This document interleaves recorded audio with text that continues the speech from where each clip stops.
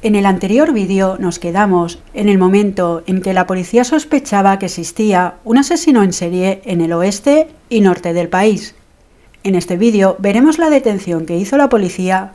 Además, os explicaré nuevos datos que han ido saliendo sobre el crimen durante este vídeo. El 30 de diciembre, más de 6 semanas después de los hechos, las redes sociales se llenaron de la noticia de que habían detenido al asesino de los 4 estudiantes. Antes de explicaros todo lo que se sabe de la detención del posible asesino, vamos a ver qué es lo que le ha llevado a la policía a señalar a este individuo. El objetivo principal de la policía era encontrar el Hyundai Elantra de color blanco. Durante las fiestas navideñas se hicieron homenajes a las víctimas. Los familiares de Shainen y de Ethan dijeron públicamente que no habían solo 2 víctimas, refiriéndose a Shainen y a Ethan, y que también estaban sus hijos, que habían sido 4 los asesinos. Esto lo dijeron porque prácticamente solo se hablaba de Shainen y de Kaylee en las redes sociales. Personalmente creo que se estaba haciendo diferencia entre las víctimas, a modo de ser unas más importantes que otras. Los familiares de Madison y de Kaylee, el 30 de diciembre, realizaron una ceremonia en la que se hacía una celebración sobre la vida de las 2 jóvenes. Esto indignó a mucha gente, puesto que la ceremonia se hacía referencia solo a Madison y a Kaylee, y podrían haberla hecho refiriéndose a las 4 víctimas. Las familias de las 2 jóvenes se pronunciaron al respecto, diciendo que Madison y Kaylee eran mejores amigas desde su infancia y que querían homenajear a las 2 por igual, reuniendo amigos que las 2 tenían desde la infancia.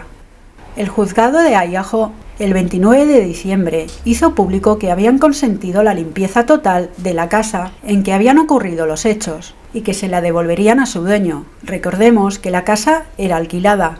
Después de saber esto, las redes sociales se echaban fuego, porque haciendo lo que había dicho el juzgado de Idaho que iba a hacer, creían que ya no se podría resolver el caso, pero no sabían que al día siguiente cambiaría lo que pensaban. El 30 de diciembre por la mañana, la policía informó que sobre la 1 del mediodía haría una rueda de prensa. Era probable que la policía en esta rueda de prensa diera explicaciones de por qué se había dado la orden de limpiar la casa. La rueda de prensa se retrasó 3 horas, realizándose a las 4 de la tarde. Lo que diría la policía dejaría helada a la gente. La policía informó de que se había llevado a cabo el arresto de una persona que estaba relacionada con los asesinatos. Ese mismo día, el periodista Brian Entin, desde Moscow, hizo una publicación en la que decía que existía un documento oficial del arresto por un homicidio en Moscow, en el que se hallaba el nombre de la persona detenida, el cual era Brian Christopher Kohberger, y que tenía 28 años de edad. El periodista también dijo que Kohberger estaba en proceso de extradición a Moscow, Idaho.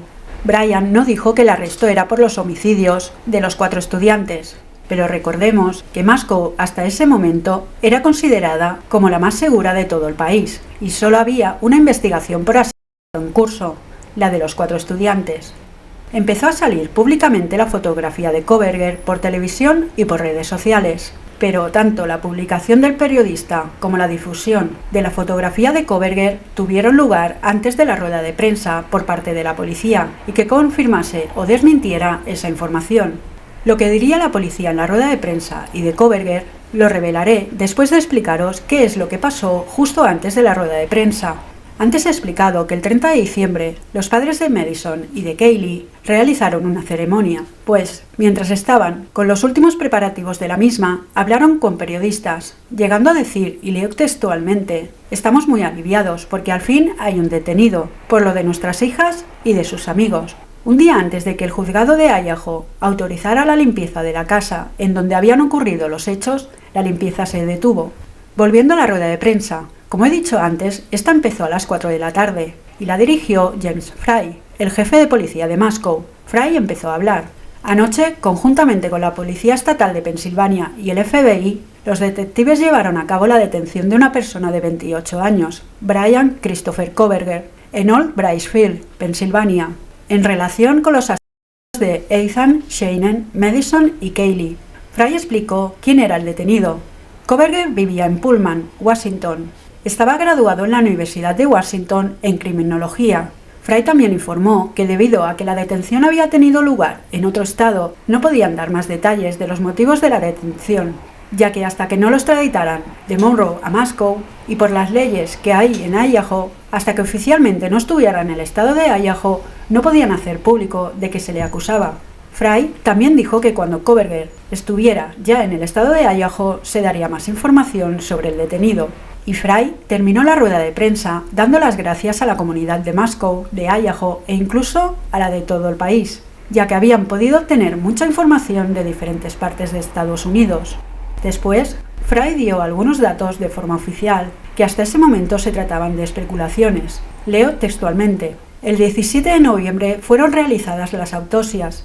El condado de Leita confirmó la identidad de las 4 víctimas. La causa de la muerte fue homicidio por apuñalamiento. Algunos de ellos tenían heridas defensivas. Cada uno de ellos habían sido apuñalados en numerosas ocasiones. Fry añadió poco más. Explicó que todo había sido bastante complicado. Habían topado con muchos obstáculos y que por desgracia ninguna detención que llevaran a cabo traería de vuelta la vida de los 4 jóvenes y que ahora empezaba una función también muy laboriosa. En esta rueda de prensa se explicó por qué se había dado tan poca información por parte de las autoridades. La justificación fue que si hubieran dado más información podría haber mancillado la investigación y tal vez el culpable se habría dado cuenta de que iban tras de él. Fry garantizó que a partir de ese momento se daría más información sobre la investigación. También agradeció a los agentes que llevaban el caso el gran trabajo que habían hecho y que por su ayuda habían podido llegar a la sentencia, quedando muy poco para la resolución del caso. Después de Fry, habló Bill Thompson, el fiscal que lleva el caso. Dio más detalles de la detención de Kohberger, diciendo: como ha dicho el jefe de policía Fry, ayer se hizo la denuncia penal aquí, en el condado de Leita, contra el acusado, el señor Kohberger, por 4 cargos de asesinato en primer grado, además de un cargo por robo con allanamiento de morada, que incluye la intención de entrar en la casa para cometer asesinato. También dijo: hay un caso abierto ahora en los juzgados y tanto yo mismo como mi oficina y los investigadores tenemos que estar pendientes de las restricciones que la Corte Suprema nos impone antes de que haya el juicio. Esto quiere decir que compartiremos con todos ustedes, durante el tiempo del proceso, lo que la Corte nos permita. Agradecemos vuestra paciencia en este sentido. El fiscal también explicó el motivo por el que no podían explicar más cosas sobre el caso hasta ese momento, sobre todo lo que tuviera que ver con Kohberger, el detenido. Dijo que la ley les impedía acceder a cierto tipo de documentos que estaban precintados, y hasta que el detenido no llegase al estado en el que se le iba a juzgar, no se podría acceder a estos documentos. El fiscal también dijo que cuando tuvo lugar la detención, el detenido hizo una breve declaración ante el juez en Pensilvania y que el detenido se encontraba en prisión sin fianza y que el juez de Idaho tampoco pediría fianza. También explicó cómo iba a ser el proceso de extradición de Kohberger para llevarlo a Idaho. Había 2 formas para que Kohberger llegase a Idaho. Una era que Kohberger accediera voluntariamente a ser extraditado a Idaho, es decir, sin que las autoridades intervinieran en su extradición. La otra sería si Kohberger no quisiera ser extraditado de forma voluntaria. Si fuera así, la oficina de la Fiscalía de Leita tendría que hacer una petición oficialmente de la extradición de Kohberger. Si Kohberger escogía la primera opción, la extradición sería en poco tiempo, pero si optaba por la segunda, tardaría bastante tiempo más. Cuando Kohberger llegue a Idaho, se celebrará un juicio en el que se le asignará un abogado de oficio si Kohberger no cuenta con un abogado privado. A partir de ahí, se valorarán las fechas para que empiece el juicio.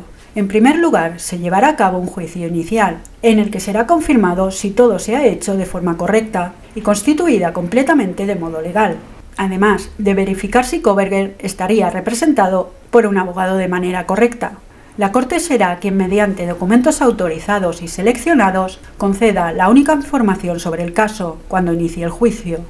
Después de que Brian Kohberger fuera detenido por la presunta autoría de los asesinatos de Madison, Caylee, Shannon e Ethan, tendría un juicio en los juzgados de Monroe, Pensilvania.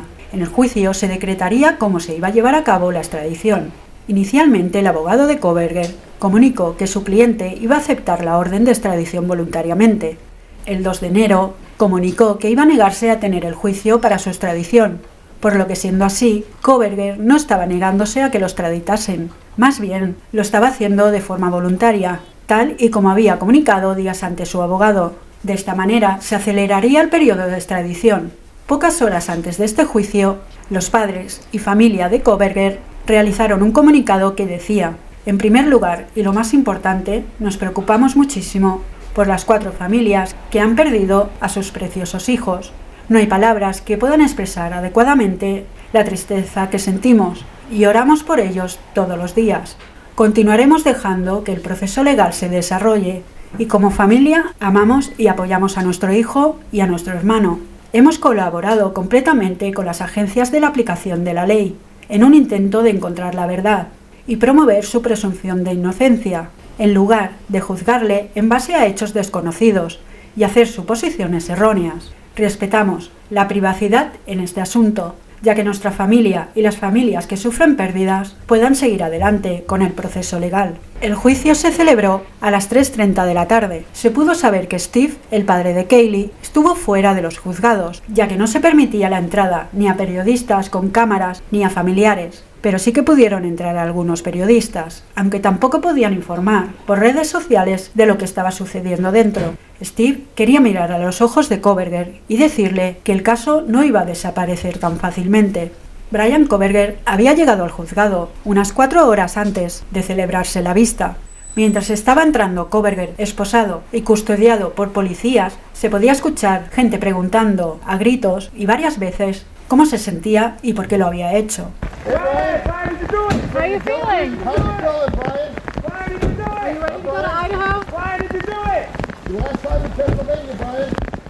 La gente estaba esperando a que acabase la vista y que las pocas personas que habían podido entrar explicaran qué había sucedido dentro. Querían saber si Kohberger había accedido voluntariamente a la extradición. El periodista Brian Entin, que seguía todo lo que estaba pasando en el caso, cuando salió de los juzgados tuiteó: Bryan Kohberger renunció a su audiencia de extradición. Ha tenido que firmar la renuncia en el juzgado. El juez le ha explicado a Kohberger los cargos que tiene en su contra en Idaho y que él estaba permitiendo voluntariamente que las autoridades lo transfirieran a Idaho. Kohberger le ha dicho al juez que no estaba tomando ningún tipo de medicación que afectase en su toma de decisiones. El juez ha dicho que tiene que ser devuelto a Idaho en 10 días. Kohberger, al llegar a la corte, hizo contacto visual con su familia, que estaba sentada en primera fila. Asintió con la cabeza hacia ellos. Su madre lloró y su hermana consoló a la madre. Un policía les llevó pañuelos. Tras la vista, Kohberger regresó a la prisión del condado de Monroe, a esperar a que la extradición tuviera lugar. Ese mismo día, la policía de Pensilvania dio una rueda de prensa, en la que dieron algunos detalles sobre la detención de Kohberger. Inició la rueda de prensa el teniente Adam Reed, que es el director de comunicaciones de la Policía Estatal de Pensilvania. Presentó a quienes iban a hablar en la rueda de prensa. Después habló el coronel Evan Evanchik. Dio el pésame a las familias y a los amigos de las víctimas, y también a la comunidad de Idaho. Evan dijo que estaba contento de que la policía de Pensilvania hubiera podido ayudar en el caso. Destacó el esfuerzo cooperativo que hubo entre todos los agentes de policía que estuvieron implicados en el caso. También dijo que la colaboración y ayuda de la policía de Pensilvania había llevado a dar con el sospechoso.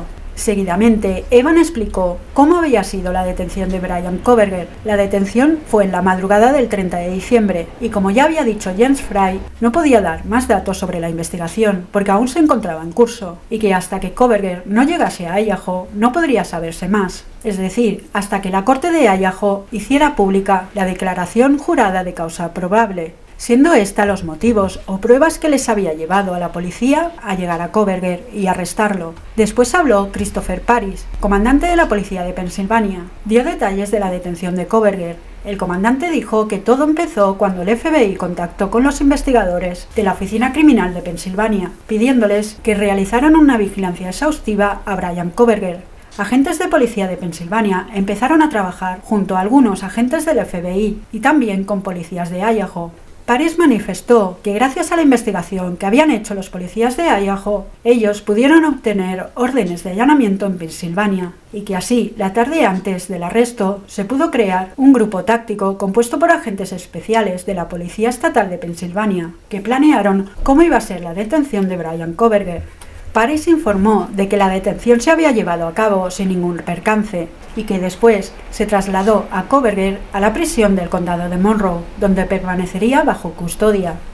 A continuación, habló Mike Mancuso, asistente del fiscal del condado de Monroe, y explicó que la oficina de la fiscalía no sabía que el sospechoso estaba en el condado de Pensilvania hasta 2 días antes de que lo detuvieran. También explicó de que eran 3 las órdenes judiciales. La primera era para poder llevar a cabo el arresto a Kohberger y poder sacarle pruebas de ADN y hacerle fotografías. La segunda era para poder confiscar el Hyundai Elantra blanco, y la tercera orden era la de allanamiento y posterior registro del domicilio de Kohberger. Mike dijo que creía saber el motivo por el que Kohberger renunció a su juicio de extradición y la hizo de forma voluntaria. El motivo sería que Bryan Kohberger lo hizo para poder ir lo antes posible a Idaho y saber de qué se le acusaba y qué pruebas tenían contra él, ya que ni él ni su abogado lo podían saber hasta que éste llegase a Idaho, y su equipo legal ya podrán ver la declaración de causa probable. De este equipo legal os hablaré un poco más adelante. Lo que sí pudo saber Kohberger era el motivo de su arresto, siendo este por el asesinato de los 4 estudiantes, pero no pudo saber los motivos por el que se le consideraba sospechoso. Sin embargo, Kohberger se declaró inocente. En la rueda de prensa también se pudieron realizar preguntas. Le preguntaron si Bryan Kohberger estaba relacionado también con algún otro crimen o algún incidente sin resolver en la zona de Idaho, a lo que Mancuso respondió que no podía responder a esa pregunta en esos momentos. ¿Es posible que haya algún caso o incidente sin resolver en la zona de Idaho relacionado con Kohberger? Ya que la respuesta de Mancuso de que no podía responder en esos momentos puede llegar a hacer intuir que sí que esté relacionado con algún otro crimen o que la policía lo piense. Hubo una respuesta a otra pregunta en la que afirmaban que sí que estaban los padres de Kohberger en la casa cuando se produjo la detención. También explicaron el motivo de que la detención se hiciera en la madrugada, diciendo que los equipos que iban a realizarla consideraron que era mejor para la seguridad de todos, es decir, para la seguridad de los que estaban en el interior de la vivienda y para el equipo táctico. También respondieron a la pregunta de por dónde habían accedido a la vivienda para detener a Kohberger, explicando que habían roto ventanas y puertas para llevar a cabo la detención. Sobre estos se hablaba mucho en las redes sociales, ya que habían algunas personas que habían hecho grabaciones por la zona y se podían ver cristales en el suelo fuera de la vivienda y alguna ventana rota.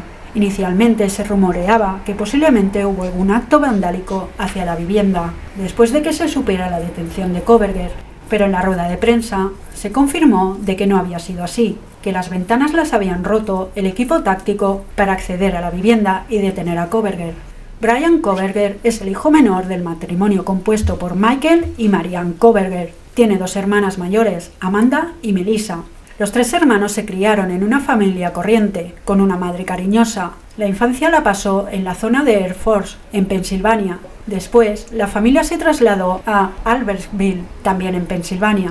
Marianne, la madre, estuvo trabajando hasta el 2020, cuando se jubiló. Trabajaba ayudando a estudiantes con necesidades especiales. En 2019, Mike, su padre, también se había jubilado. Había trabajado en el mantenimiento del distrito escolar en el que vivían. Su hermana Melissa trabajaba de consejera en salud mental, en Nueva Jersey. De Amanda no ha trascendido nada. Después de la vista para la extradición de Kohberger a Idaho, la policía de Indiana hizo público un vídeo de la cámara del cuerpo de un agente de policía. La grabación era del 15 de diciembre del 2022. Se podía ver cómo el agente hacía parar a un vehículo. El vehículo se trataba del Hyundai Elantra blanco, el que estaba buscando la policía de Idaho. En las imágenes, cuando el agente se aproxima al vehículo, se observa a Kohberger y a su padre en el asiento de copiloto. Kohberger y su padre estaban viajando desde Washington, donde estaba viviendo y estudiando Kohberger, hasta Pensilvania. Días antes, su padre Michael había tomado un avión hacia Washington para después acompañar a su hijo en el viaje que harían en coche. En el vídeo no se puede oír casi nada de lo que hablan el agente, Kohberger y el padre, ya que hay mucho ruido de coches que circulaban por la misma carretera. Aunque Brian Entin, el periodista a quien habían enviado el vídeo para que lo hiciera público, explicó el motivo por el que el agente hizo parar al vehículo en un tuit, el cual decía: Bryan Kohberger y su padre estuvieron involucrados en otra parada de tráfico unas horas antes de esta, también en Indiana. La oficina del sheriff del condado de Hancock no va a publicar las imágenes de la parada porque dicen que es parte de una investigación criminal en curso en Idaho. La oficina del sheriff dice que el vehículo de Kohberger fue detenido por seguir a otro vehículo demasiado cerca. También dicen que no había información disponible sobre el sospechoso, es decir, no tenían información de identificación o alguna información específica relacionada con la matrícula. Y es que en la fecha que fueron realizadas la grabación del agente, ya se estaba buscando en Idaho un Hyundai Elantra de color blanco, el mismo vehículo que aparecen en estas imágenes. La grabación confirmaría que Kohberger sí que poseía un Hyundai Elantra blanco. El 4 de enero de 2023, el sheriff del condado de Hancock publicó la grabación del 15 de diciembre, en la que viajaba Kohberger con su padre en coche hasta Pensilvania. En esta grabación el audio es mejor. El agente de policía les pregunta a Kohberger y a su padre si todo va bien, y los dos dicen que sí. Después el agente les pide el carnet de conducir y se puede ver a Kohberger buscándolo. Mientras lo buscaba, el agente le dice a Kohberger que iba muy pegado al vehículo de delante. Después el agente le pregunta si el Hyundai Elantra es su coche y se ve a Kohberger asentir con la cabeza, mientras dice que sí. El agente les pregunta que hacia dónde van y los dos le explican que vienen de la Universidad Estatal de Washington y que se dirigen a Pensilvania. También dicen que tienen un camino bastante largo que hacer. Seguidamente los dos hablan con el agente sobre un incidente con los SWAT y un tiroteo, aunque esto no se escucha muy bien ya que hay bastante tráfico. A continuación, el agente les pregunta si los dos trabajan en la Universidad de Washington. A lo que el padre señala a Kohberger. Lo que contesta Kohberger no se escucha muy bien, aunque probablemente le esté diciendo que es profesor asistente en la Universidad de Washington y que también estudiaba allí. Y es que Kohberger estudiaba criminología en la universidad.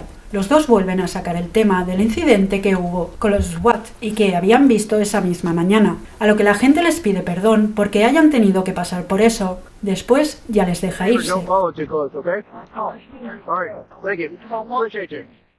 En este vídeo se puede ver a Kohberger sumamente evasivo, aunque por lo contrario el padre se ve muy hablador con el agente. Asimismo, la expresión facial que se le ve a Kohberger no transmite tranquilidad, más bien transmite nerviosismo e inquietud, lo que posiblemente haya llamado más la atención a mucha gente de estos dos vídeos es que tanto en uno como en el otro se puede decir que a Kohberger se le ve asustado. Anteriormente os mencioné lo de la extradición de Kohberger para llevarlo de Pensilvania a Idaho. Probablemente se creía que las pruebas o indicios por los que se le había detenido se sabrían cuando Kohberger llegase a Idaho, pues esto no iba a ser así, ya que la corte del condado de Leita sacó una orden de no difusión, la cual decía: la corte por estimación de las partes empieza su orden de la siguiente forma. En la presente se ordena a las partes antes mencionadas, incluyendo investigadores, personal de las fuerzas de la ley, abogados y agentes, tanto del equipo de la acusación como de la defensa, que tienen prohibido hacer declaraciones extrajudiciales de forma escrita como hablada, referentes a este caso que no sea una cita o referencia a los sin comentarios de los registros públicos de esta orden. Esta orden prohíbe específicamente cualquier declaración que una persona razonable esperaría que se difundiera de forma pública en los medios, que se relacione con lo siguiente: prueba relacionada con sucesos y transacciones involucrados en el caso, el carácter, credibilidad o antecedentes penales de una parte, la actuación o resultado de cualquier examen o test, o el rechazo o fallo de una parte en realizar esos test o exámenes, cualquier opinión en cuanto al fondo del caso o las pretensiones o la defensa de una parte, cualquier otro asunto que pueda interferir razonablemente con el juicio, razonablemente con un juicio justo con este caso, como entre otros, la existencia o el contenido de cualquier confesión, admisión o declaración dada por el acusado, la posibilidad de una declaración de culpabilidad para ser acusado de un delito o un delito menor, o cualquier opinión sobre la culpabilidad o inocencia del acusado. Se ordena además que ninguna persona cubierta por esta orden podrá eludir sus prescripciones por acciones que indirectamente, pero deliberadamente, causen una violación de esta orden. Se ordena además que esta orden y todas las disposiciones de la misma permanecerán en pleno vigor y efecto a lo largo de este procedimiento, hasta que se dicte un veredicto, a menos que este tribunal las modifique. En definitiva, que todo lo que se supiera de información sobre el caso sería lo que la Corte quisiera que se transmitiera al público, blindando el proceso para que el jurado que esté en el juicio no tenga mucha información sobre las partes y sobre el caso, y no vayan con prejuicios en dictar un veredicto. También se tendrá que esperar para saber qué pone en la declaración de hechos probados y qué se dijo en la primera audiencia que tuvo Kohberger. La primera semana de este 2023 salió más información sobre el caso, y es que en la madrugada de los primeros días de enero, Kohberger llegó a la cárcel del condado de Leita, en Idaho. Llegó bajo grandes medidas de seguridad y también protección, ya que ahora está en Idaho, debería salir más información sobre el caso. También había publicaciones de distintos periódicos que hacían pública la que posiblemente sea la abogada de Kohberger en todo el proceso. Esta sería Ann Taylor, abogada de oficio, es decir, una abogada proporcionada por el Estado, ya que según lo que dijo el anterior abogado de Kohberger, este no tendría cómo costearse un abogado privado. Oficialmente no fue confirmado que Ann Taylor fuera la nueva abogada de Kohberger, pero sí que se supo que el 3 de enero esa misma abogada estuvo en la casa donde ocurrieron los hechos. El 5 de enero de 2023 por la mañana se hizo pública la declaración de hechos probados contra Bryan Kohberger, pocas horas después de que Kohberger llegase al condado de Leita, en Idaho, y a pocos minutos de que empezara la primera audiencia contra Bryan Kohberger. El documento está fechado el 29 de diciembre de 2022, un día antes de que detuvieran a Kohberger, y en total tiene 19 páginas. Primero veremos qué es lo que pone en el documento, seguidamente cómo fue la primera audiencia y qué pasó en ella, después qué es lo que han dicho los padres de Kaylee en los medios de comunicación, y adicionalmente veremos otros documentos oficiales que se han hecho públicos después de la publicación de la declaración de causa probable.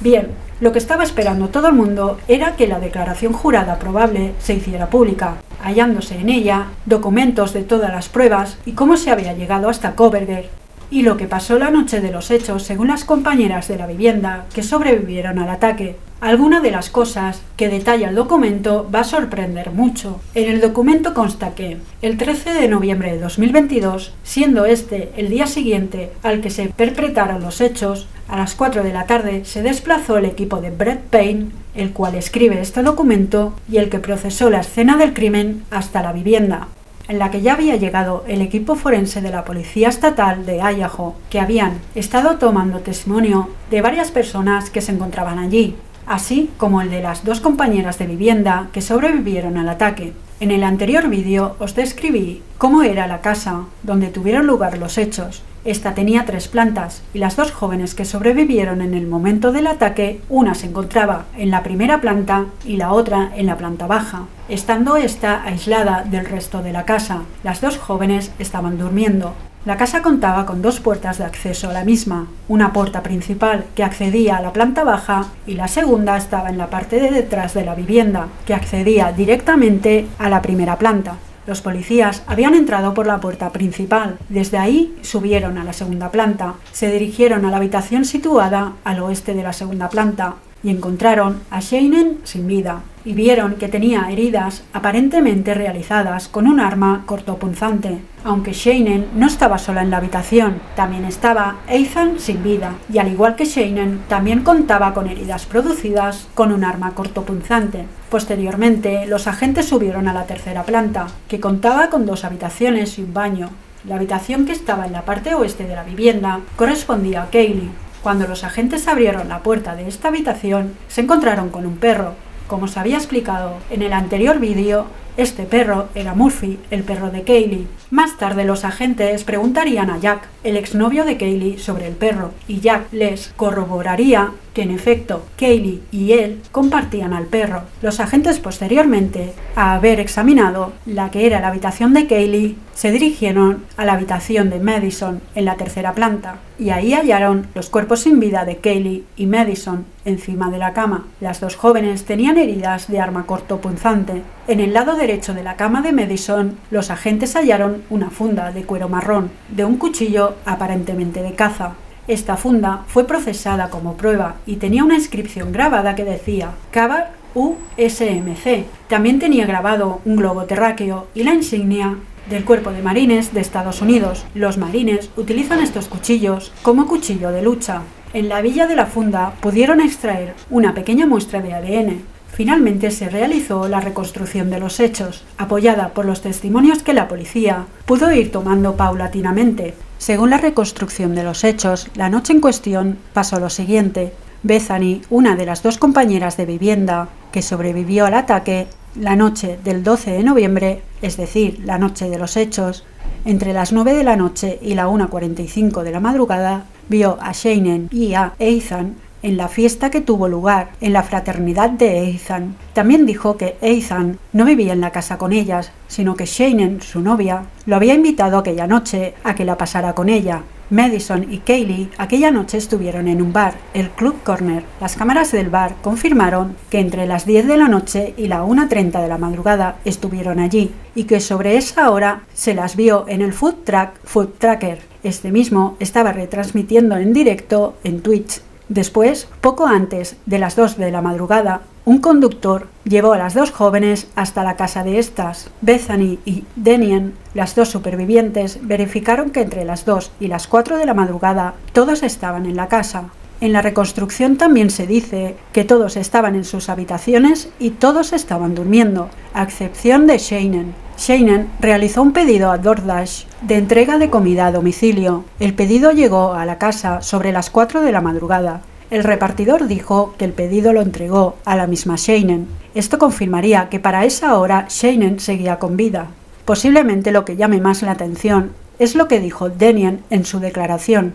En el documento de reconstrucción de los hechos expone que la habitación de Daniel era la que estaba al lado de la de Shannon, así que estaba en la segunda planta, aunque al inicio de la investigación la policía informó de que tanto Daniel como Bethany, las dos supervivientes, dormían en las habitaciones situadas en la planta baja de la casa. Lo que dijo Daniel es que aquella noche se despertó sobre las 4 de la madrugada, porque creyó escuchar a Kaylee jugar con su perro en las habitaciones de la tercera planta. Casi de inmediato escuchó también a Kaylee, pero esta vez Kaylee decía algo como «hay alguien aquí dentro». La policía analizó el teléfono móvil de Shannon, ya que sobre las 4 de la madrugada supuestamente estaba despierta, y descubrieron que Shannon a las 4:12 de la madrugada estaba mirando TikTok. Daniel dijo que después de haberle parecido escuchar decir a Kaylee que había alguien allí dentro, abrió la puerta de su habitación, pero dijo no ver nada, y que al cerrar la puerta oyó un ruido que le pareció que era Shannon llorando, por lo que volvió a abrir la puerta,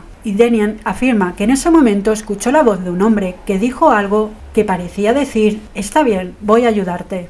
A las 4:17, una cámara de vídeo de seguridad de una casa vecina de las jóvenes, a unos 15 metros de la habitación de Shannon, al oeste de la vivienda, grabó un audio en el que se escuchan voces o gemidos, seguidamente un instante de silencio y después los ladridos de un perro. Daniel dijo que abrió una tercera vez la puerta de su habitación, después de haber escuchado a alguien que lloraba, y que al abrir la puerta vio una figura vestida con ropa de color negro y que llevaba una máscara que le cubría la boca y la nariz, y que la figura estaba andando hacia ella. Daniel describiría a la figura como un hombre de más o menos 1,70 m de altura, y que no era musculoso, aunque tenía constitución atlética, y le vio unas cejas muy pobladas. También dijo que mientras ella se encontraba en shock, el hombre pasó por su lado y pudo ver cómo el hombre fue andando hacia la puerta de detrás de la segunda planta. Como antes he explicado, la vivienda contaba con 2 puertas de entrada. Daniel dijo que después de haber visto al hombre, volvió a entrar a su habitación y cerró la puerta. Aseguró que no sabía quién era el hombre. La policía considera que después de que Daniel viera al hombre, este abandonó la casa. Tal vez os preguntéis por qué Daniel, en el momento que vio desaparecer al hombre por la puerta de la segunda planta, no llamó a la policía, puesto que la llamada al 911 se hizo a la mañana siguiente. Bueno, yo también me lo pregunto, aunque esto lo tendrá que explicar mejor y con más detalle si la llegan a reclamar como testigo. Hay gente que incluso dice que Daniel está implicada de alguna manera en los asesinatos. En el documento de causa probable constan todas las imágenes de las cámaras de seguridad de la zona del día de los hechos, las cuales fueron observadas al detalle por la policía con el fin de hallar algún detalle que les llevase al asesino. En una cámara de seguridad de se observaba entre las 3:30 y las 4:20 de la madrugada un Hyundai Elantra blanco del mismo modelo que buscaba la policía. El vehículo se le observaba sin la matrícula en la parte delantera y se le observaba accediendo al barrio de King Road, donde se encontraba la casa de las estudiantes, y circulando hasta en 3 ocasiones por delante de la casa, además de probar a aparcar justo delante de la vivienda. Posteriormente se le observaba salir de la zona a las 4:20 de la madrugada a una gran velocidad y por una carretera con dirección a Washington. Gracias a estas imágenes, la policía hizo una búsqueda exhaustiva de vehículos de la misma marca y modelo y les llevó hasta la Universidad Estatal de Washington. En imágenes de una cámara de seguridad de esta universidad se observaba a un vehículo igual. Este vehículo salía a las 2:42 de la madrugada de la universidad. Justo después se le vio cerca de la carretera que va desde Pullman hasta Moscow. Después de que la policía observase estas imágenes en detalle, se dieron cuenta de que el vehículo era un Hyundai Elantra blanco. En las mismas imágenes, pero a las 5:25 de la madrugada, se observaba al vehículo entrar a la zona de la universidad después de que tuvieran lugar los asesinatos. Por lo que la policía de Moscow solicitó a cuerpos de policía de esa zona que buscaran al Hyundai Elantra blanco. Un agente de policía de la zona de la Universidad de Washington contabilizó los vehículos de las mismas características y que pudiera acceder a la zona de la universidad. El agente de policía se puso a buscar el coche a primera hora de la mañana de ese mismo día. Finalmente, en el aparcamiento de los apartamentos de Valley Road, el agente localizó un Hyundai Elantra de color blanco del año 2015. El vehículo estaba matriculado en Pensilvania y estaba a nombre de Brian Kohberger. Kohberger vivía en el apartamento 201 del número 1630 de Valley Road en Pullman, Washington. El agente solicitó información del dueño del vehículo y su licencia de conducir estaba registrada en Washington. También detallaba que Kohberger tenía una estatura de 1,82 m. Se veía a Kohberger con una constitución de unos 80 kilos y con unas cejas muy pobladas. ¿Os suena lo de las cejas pobladas? Exacto, lo de las cejas pobladas lo había dicho Denien cuando describió al hombre que vio en la casa. Durante la investigación de la policía de Moscow a Kohberger dieron con el vehículo de cuando lo pararon el 21 de agosto de 2022, pues el Hyundai Elantra de color blanco que conduce Kohberger, en el vídeo se puede observar que el número de matrícula caducaba el 30 de noviembre de 2022. Se ha sabido que Kohberger el 18 de noviembre de 2022 había registrado la matrícula del Hyundai Elantra en Washington. La anterior matrícula era de Pensilvania. Mucha casualidad que cambiase la matrícula pocos días después de los hechos, ¿no? La policía ya estaba sospechando de Kohberger y solicitaron a la compañía de telefonía que les hiciera llegar su geolocalización. El 13 de noviembre fue visto el vehículo de Kohberger en Loma, Colorado.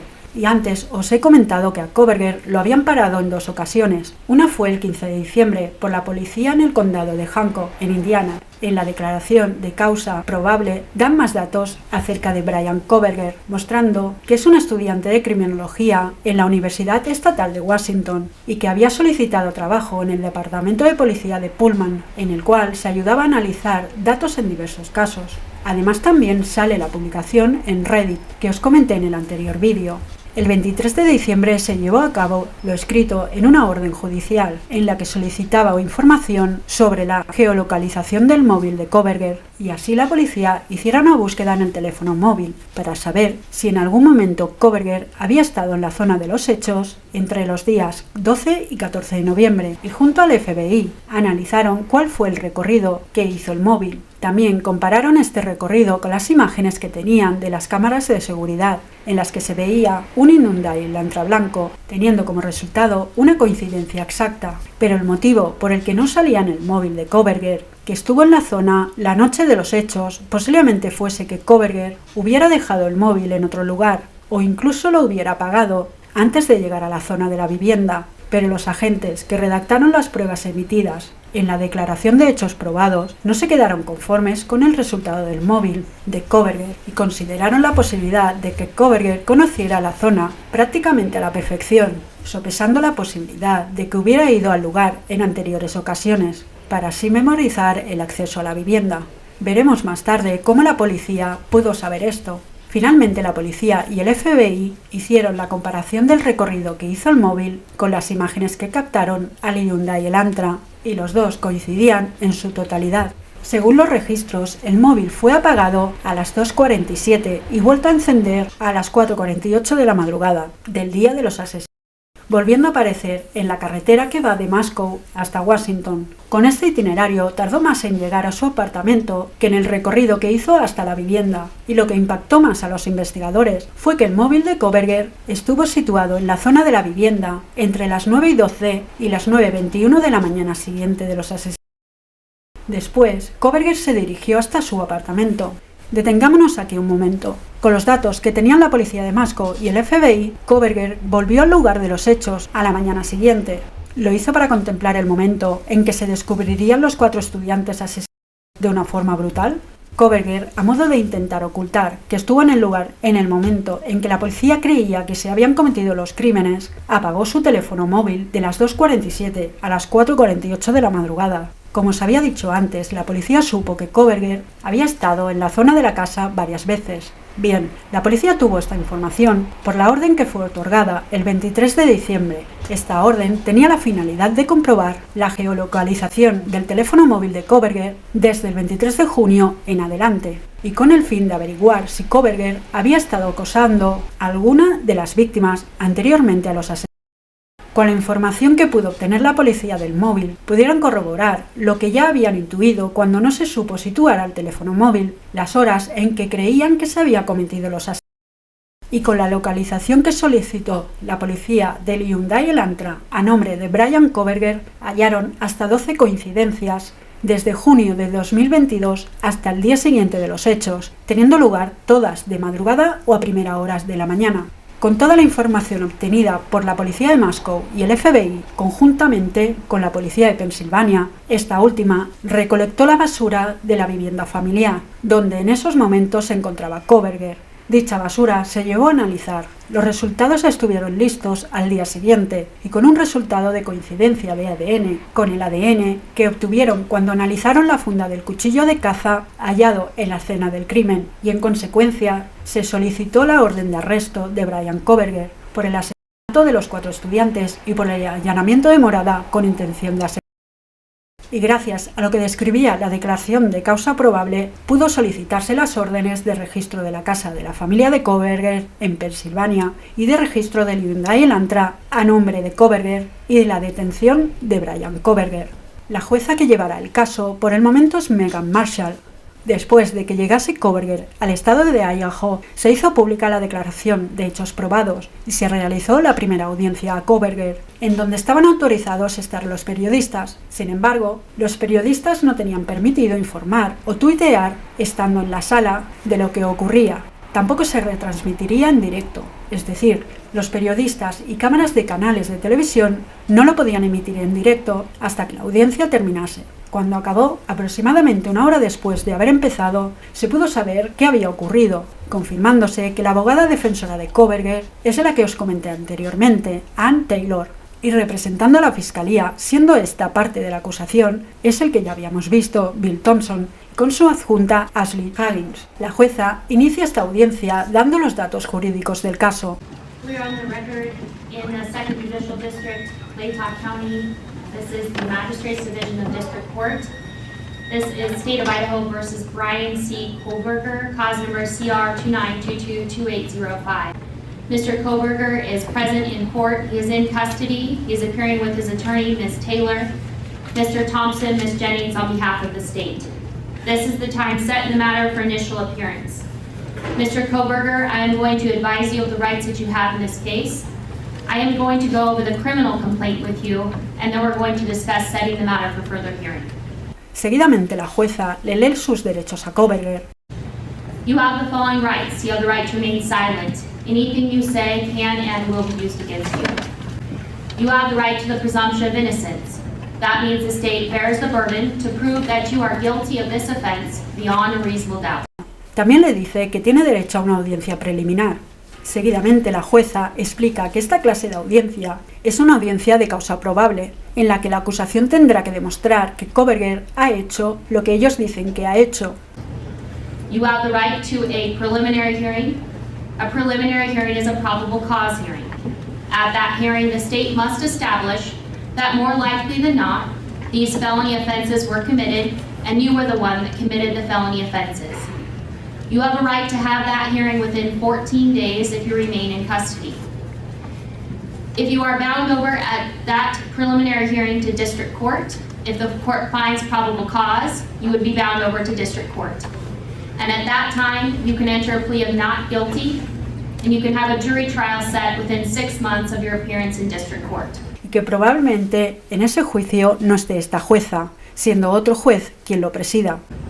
At both your preliminary hearing and your jury trial, you have the right to confront and question any evidence or witnesses called against you. Call witnesses on your own behalf and compel witnesses to be present and testify at the state's expense.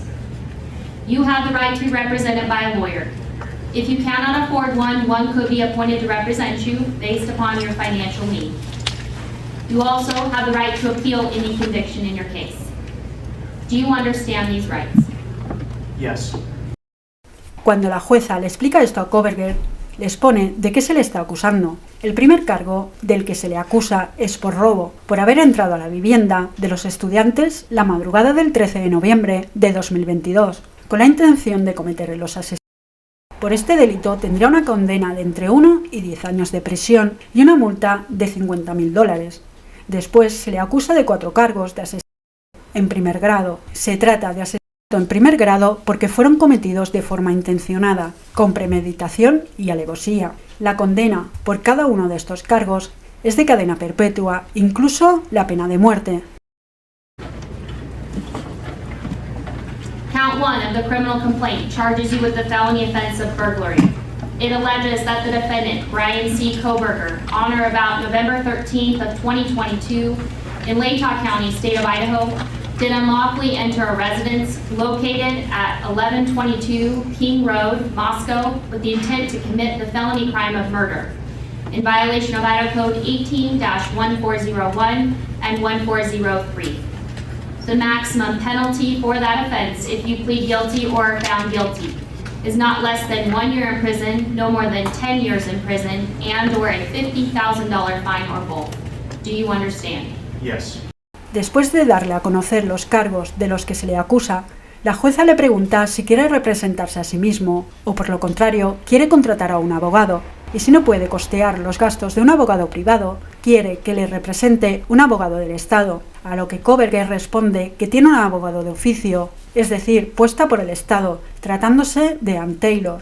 It alleges that the defendant, Brian C. Kohberger, on or about November 13th, 2022, in Latah County, state of Idaho, did willfully, unlawfully, deliberately, with premeditation and with malice aforethought, kill and murder. A continuación, Ann Taylor, abogada del acusado, pide que se establezca una fecha en 1 o 2 semanas para esta audiencia preliminar, y ni el fiscal Bill Thompson ni Ashley Juggins se oponen a lo que ha solicitado, por lo que se establece que a las 10 de la mañana del 12 de enero de 2023 se celebre esta audiencia preliminar, a lo que el fiscal Bill Thompson de inmediato contesta que Kohberger no tendría que tener fianza por la gravedad de los cargos que tiene, añadiendo que Kohberger tuvo que ser detenido en otro estado y con la intervención del FBI.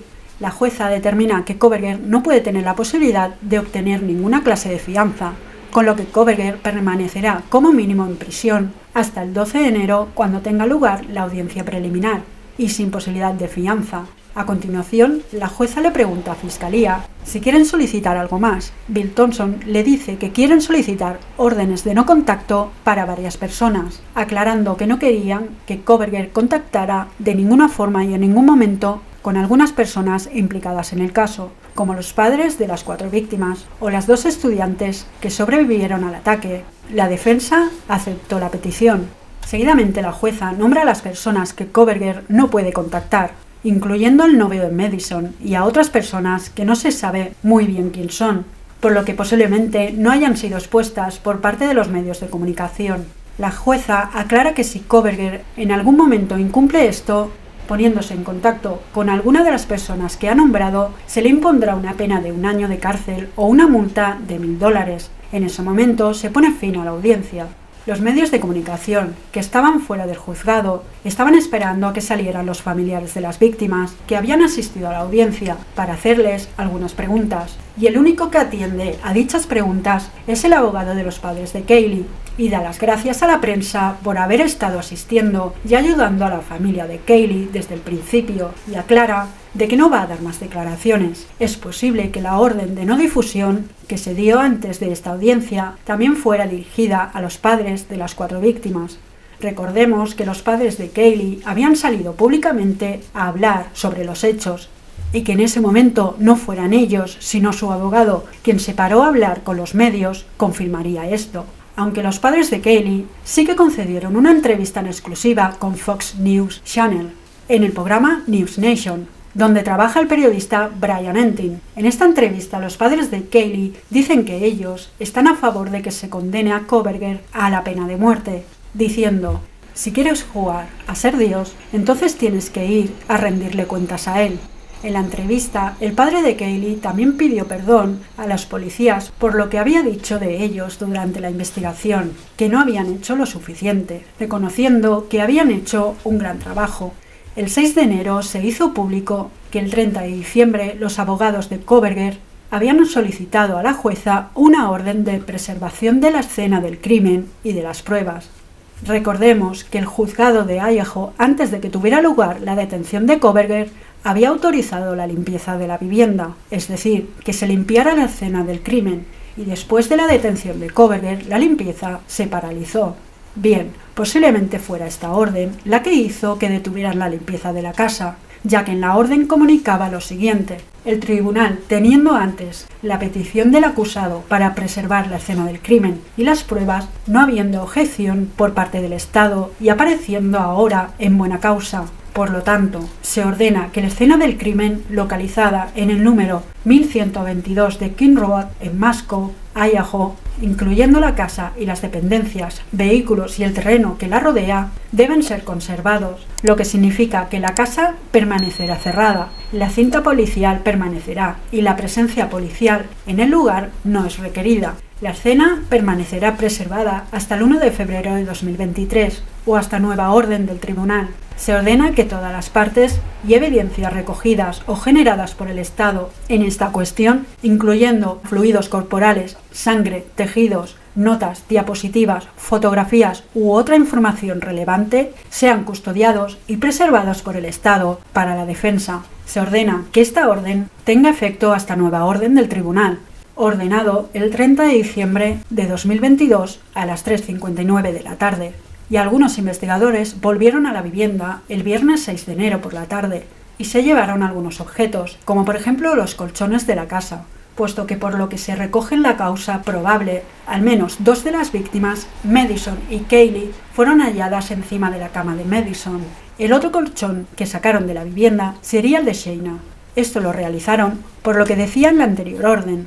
El fin de semana anterior a la primera audiencia a Kohberger, numerosas cadenas de televisión hicieron programas especiales referente al caso. Bien, en algunos de estos programas que hablaban de Kohberger hacían referencia a uno de los asesinos en serie más conocidos, Dennis Rader, apodado BTK, siendo estas las siglas en inglés de atar, torturar y matar, llegando a relacionar a Kohberger con este asesino, posiblemente debido a que Kerry Rader, la hija de este asesino en serie, hizo una entrevista para el canal News Nation. En esta entrevista se nombró a Katherine Ramsland, escritora de una biografía de BTK.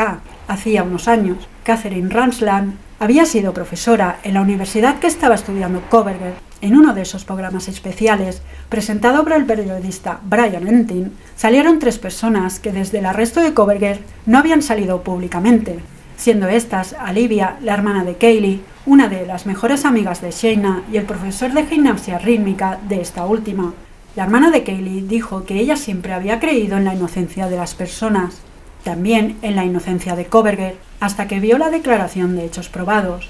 Entin aclara que esta joven, pese a que ha estado apartada del foco mediático, ya que quien hablaba con la prensa era su padre, ha estado muy implicada con la policía, proporcionándoles todo lo que le fuese de utilidad, incluso lo que veían las redes sociales que les pudiera ayudar en la investigación. Brian Entin añade que esta joven en una ocasión expresó que no podría velar a su hermana hasta que no dieran con el asesino, y le pregunta si ahora podría velar a su hermana, ya que han encontrado a un posible culpable, a lo que la joven contesta que en ese momento ya están pudiendo velar a su hermana. I think we always presume, innocence. I don't think it really hit me until the affidavit was released and I was able to kind of read that and process that, and then you not only have a name and a face, but the beginnings of a case against him. La joven también dice que desde ese momento estará en todos y cada uno de los juicios que se hagan en relación a la muerte de Kaylee. Además, cuando Entin le pregunta si sabe algo más que lo que informó la policía sobre lo que le declaró Deinen, una de las dos chicas sobrevivientes al ataque, y que según lo que declaró Denien, la noche de los hechos vio a alguien dentro de la casa y hasta la mañana siguiente no llamó a la policía, Olivia dice algo que deja parados a todos, refiriéndose a Denien, además de decir que no sabe nada más de lo que se sabe hasta el momento. En un modo casi de defensa hacia Denien, afirma que puede que al ver un hombre en casa a altas horas de la madrugada hiciera que se asustara, e incluso dice que puede que estuviera aterrorizada y eso la paralizó. Además, Olivia pide que ni critiquen ni juzguen a Denien, porque nadie puede saber qué haría ante una situación así, diciendo: posiblemente ella estaría muy asustada, y hasta que no tengamos más información, creo que todos debemos de dejar de juzgarla porque no sabes qué harías en esa situación. Olivia piensa que Kohberger, al ir a la zona de la vivienda antes y después de los asesinatos, Kohberger también podría conocer todo lo que se estaba comentando sobre el caso en redes sociales, al igual que las teorías que proponían y los avances que se decían en redes sociales. A la pregunta de cómo se enteró de la detención de Kohberger, Olivia dice que fue su madre quien se lo dijo, pero no sabían quién era ni dónde lo habían encontrado. Solo sabían que una persona había sido detenida por el caso. Olivia añade que lo peor que tuvieron que hacer fue leer la declaración de causa probable, ya que narra lo que la policía piensa que sucedió aquella noche y el motivo de la detención de Bryan Kohberger. Como os he comentado antes, en este programa también se entrevista a una amiga de Sheinen, una de las víctimas, y también hacen una entrevista a uno de los profesores de gimnasia artística de cuando Sheinen era pequeña. Pues la amiga de Sheinen explica que le alivió mucho cuando se enteró de que habían arrestado a alguien por el asesinato de su amiga, pero que le gustaría tener más respuestas de las que han dado las autoridades hasta ese momento. Referente a la entrevista con el profesor de gimnasia artística de Sheinen, el hombre dijo que era muy allegado a Sheinen y también a su padre, explicando que el padre de Sheinen, al ser padre soltero, pasaba mucho tiempo en el gimnasio con su hija, por lo que se hizo muy amigo del padre. Este hombre dijo que cuando se enteró de la muerte de Sheinen, se sintió como si hubiera perdido a una hija. El hombre también dice que con la familia de Sheinen está recaudando dinero para crear unas becas en nombre de Sheinen. Las familias de las otras víctimas también están recaudando dinero para hacer lo mismo. Bryan Entin entrevistaría a más personas en exclusiva para su programa. El 11 de enero, Jason Leiber, el abogado que tuvo Bryan Kohberger mientras estuvo detenido hasta su extradición de Pensilvania a Idaho y también en su juicio de extradición, concedió una entrevista a Entin, ya que a este abogado no le influye la orden de no difusión. La primera pregunta de Entin a Jason es ¿qué pensó la primera vez que vio a Kohberger? Jason responde que Kohberger estaba tranquilo y que perfectamente sabía qué es lo que estaba pasando, aunque también estaba muy sorprendido por el arresto y que le fue muy fácil hablar con Kohberger. Jason también dijo que se trataba de un hombre muy inteligente. Entin le sigue preguntando y le hace la pregunta de que si él pudo hablar con Kohberger sobre determinados detalles del caso. Jason le contesta que lo primero que le dijo a Kohberger es que solo lo iba a representar y defender en su extradición, por lo que no quería saber ningún detalle del caso, ya que eso era indicado para el abogado que lo representara y defendiera en Idaho. Entin también le pregunta a Jason si había leído la declaración de causa probable contra Kohberger. Jason dice que en cuanto se hizo pública se la hicieron llegar y que la leyó hasta 4 veces. También dijo que en cuanto la leyó entendió todo lo que tenían en contra de Kohberger, puesto que hasta ese momento él no sabía nada referente a los hechos, solo lo que se refería a la extradición. El abogado también explica que en sus 17 años de abogado y observando declaraciones similares, no se sorprendió mucho. El abogado insiste en que es un caso circunstancial y que tiene muchos huecos. Tal vez la defensa de Kohberger en Idaho aproveche estos, entre comillas, huecos que según Jason hay en la investigación. Entin le pregunta a qué hueco se refiere Jason responde que la defensa de Kohberger en Idaho usará todos estos huecos que sale en la declaración de causa probable y hace referencia a la prueba de ADN que se extrajo de la funda del cuchillo hallada en la escena del crimen. El abogado dice que esta prueba es una prueba circunstancial y añade que la defensa puede que dirija su atención a que esa prueba de ADN no se sabe cuándo fue colocada allí, aun cuando la policía científica aseguró que fue colocado allí cuando Kohberger la usó para cometer los crímenes. El abogado sigue diciendo que sin que todavía se tengan los resultados de las autopsias, no se puede saber si esa fue el arma del crimen. El abogado también dice que no se puede saber si Kohberger era quien conducía el Hyundai Elantra blanco que se ve en las imágenes. Aunque el vehículo es de Kohberger, podría ser otra persona quien lo conducía aquella noche. Entin le dice que puede que la policía sí que tenga pruebas de lo que él dice y que no estén incluidas en la declaración. Y Jason le contesta que ya sabe eso, que ha tenido acceso a esa declaración de causa probable y que son huecos que ve de ese documento en concreto y que hay muchos más documentos y fragmentos de la investigación que no se han hecho públicos. Pero es que hay muchos más documentos y fragmentos de la investigación que aún no se han hecho públicos. Jason dice que lo más complicado de desarmar es el registro telefónico de Kohberger, especialmente si el teléfono se apagó durante 2 horas. Recordemos que según el registro del teléfono móvil de Kohberger, el teléfono se apagó antes de que se llevara a cabo los crímenes y volvió a encenderse justo después. El abogado dice que si se tuviera una señal GPS podría compararse mejor y que seguramente la defensa haga hincapié en que la antena de telefonía que detectó el teléfono móvil de Kohberger cuando lo encendió tiene un radio de 4 kilómetros, por lo tanto podría haber un tanto de error en esos datos. Para finalizar la entrevista, Entin le pregunta a Jason si cree que Kohberger tendrá un juicio justo en Idaho, a lo que Jason contesta con un rotundo no, y explica que este caso ha sido muy mediático y los medios han hablado mucho de él, volviéndose un caso prácticamente internacional, pudiendo influenciar a los que vayan a ser el jurado popular. Jason acaba la entrevista explicando qué va a suceder al día siguiente, es decir, el 12 de enero, en la audiencia que había ya programada. La abogada de Kohberger iba a solicitar que el juicio de ese día, en vez de ser un juicio preliminar, pasase a ser una audiencia de Estado, siendo esta como una garantía de protección de los derechos y libertades de quienes intervienen en el procedimiento y también el derecho del acusado a formular su último escrito de alegaciones. Vamos a ver qué pasó días antes para que la abogada solicitara ese cambio, ya que en ningún sitio se avisó de que pasaría esto, pues después de ver la audiencia, deduje que se trataba de una estrategia de la defensa, siendo muy semejante a la primera vista que tuvo Kohberger en Idaho. El 12 de enero a las 10 de la mañana tuvo comienzo el juicio preliminar contra Bryan Kohberger, en el cual la fiscalía tenía que probar que Kohberger había hecho lo que ellos decían que había hecho. A las 8 de la mañana todos estaban ya en el juzgado de Leita, ya que el juicio se había adelantado. En la sala estaban las mismas personas que en la audiencia anterior, siendo la jueza Megan Marshall, la abogada de Kohberger Ann Taylor, el fiscal Bill Thompson y su ayudante Ashley Legends y Bryan Kohberger. La jueza empieza diciendo que ahí y en ese momento va a tener lugar la audiencia preliminar. Seguidamente le permite hablar a la abogada de Kohberger para que explique cuál es finalmente la situación de esta audiencia.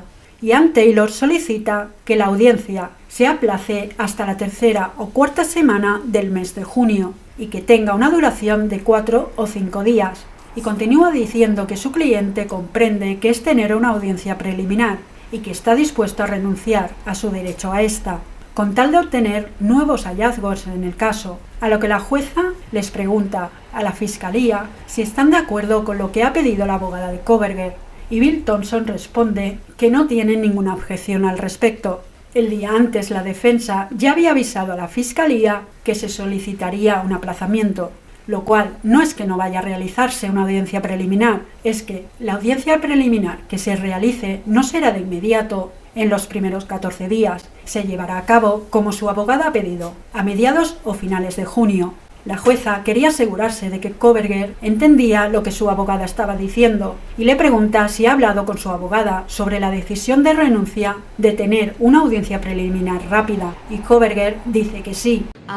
The court's calendar is going to be better towards the end of June, early July.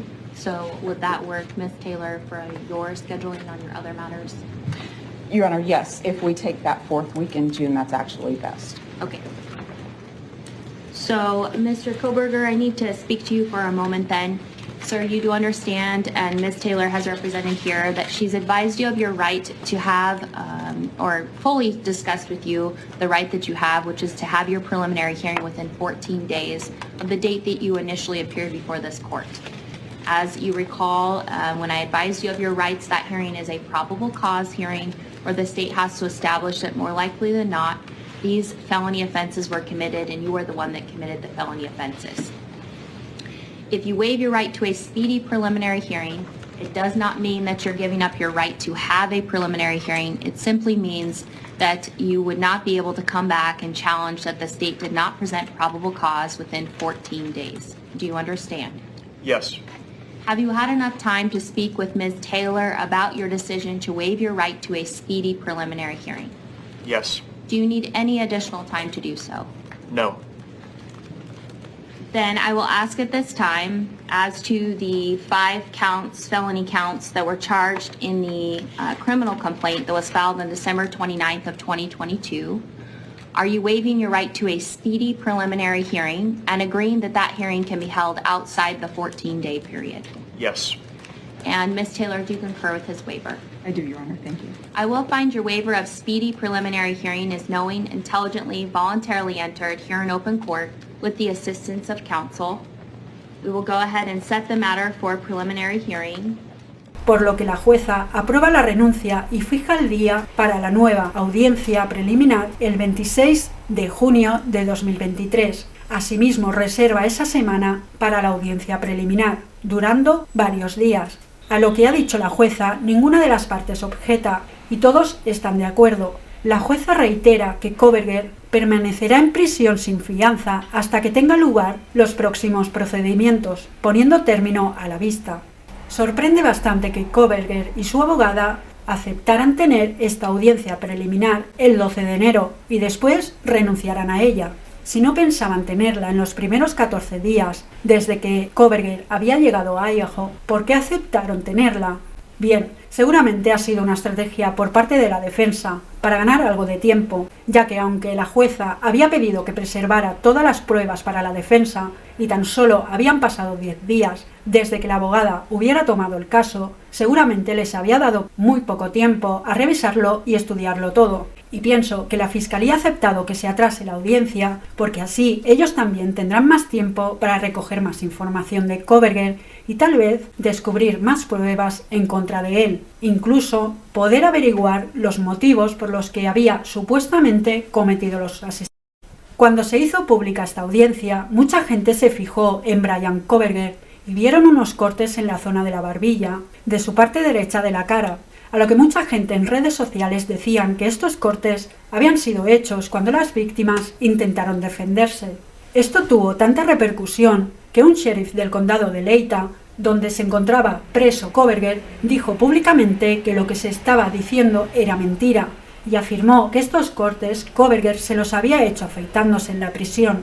La mañana en que tuvo lugar la audiencia, las heridas se observan muy frescas y los asesinatos fueron el 13 de noviembre, 2 meses antes de la vista. Es prácticamente imposible que tuviera las heridas aún con pinta de ser recientes. Esta no sería la primera vez que unas marcas en Kohberger llamaron tanto la atención de la gente. Recordemos que en las imágenes de la bodycam, cuando la gente hace parar al Hyundai Elantra, cuando Kohberger y su padre conducían de Washington hasta Pensilvania, se podían ver, antes de que Kohberger escondiera sus manos, unas marcas o cortes en ellas. Una en especial se ve muy bien y está cerca de su muñeca derecha. Esta grabación tuvo lugar el 15 de diciembre y estas heridas sí que podrían ser heridas defensivas, porque hacía poco tiempo que habían ocurrido los asesinatos. Se ha sabido que las 2 paradas que le hicieron hacer cuando Kohberger, junto a su padre, conducía de Washington hasta Pensilvania, fueron hechas a propósito y a petición del FBI. El FBI había pedido que se detuviera a este vehículo sabiendo que lo conducía Kohberger, para que fueran grabadas sus manos y verificar si tenía alguna clase de heridas en ellas. El FBI hizo esto porque creía que si Kohberger había cometido los asesinatos, podría tener alguna herida en la zona de las manos, ya que las víctimas podrían habérselas hecho cuando se estaban defendiendo o incluso él se podría haber cortado con el cuchillo. Hasta que tenga lugar la próxima audiencia preliminar a finales de junio, la policía, investigando más, puede descubrir qué hay detrás de los asesinatos.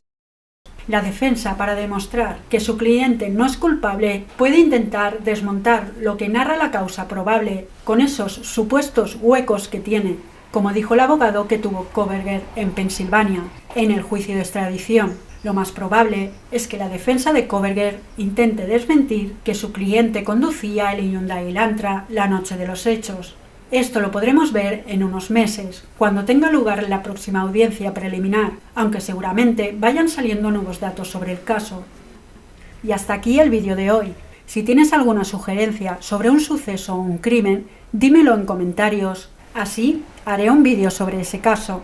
Y si te ha gustado este vídeo, sígueme y activa la campanita para que YouTube te avise cuando suba un vídeo. Así no te lo perderás. Y no olvides darle a me gusta.